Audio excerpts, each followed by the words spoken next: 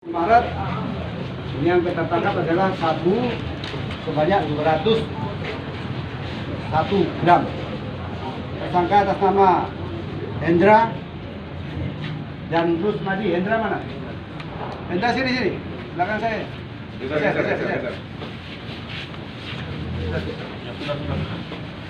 Ini barang dari mana? Barang dari mana? Hah?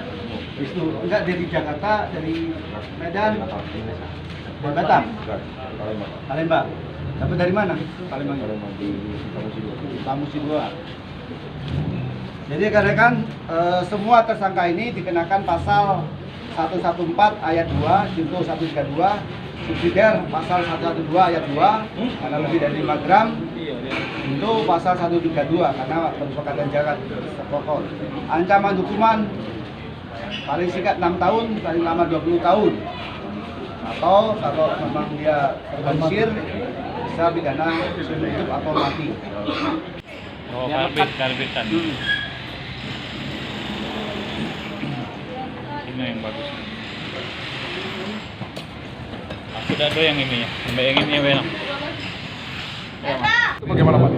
Jadi memang kasusnya di Sumsel ini, jaringan ini banyak juga yang memiliki senpi, termasuk yang minggu lalu saat kita pengungkapan yang 20 kilo lebih itu ditemukan salah satu sindikatnya punya senpi rakitan, yaitu mereknya Taurus.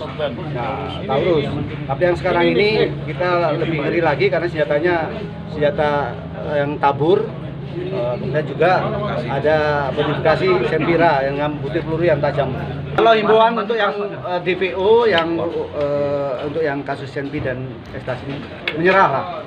Ya silakan menyerahkan diri dengan baik-baik, akan ditangani petugas dengan baik.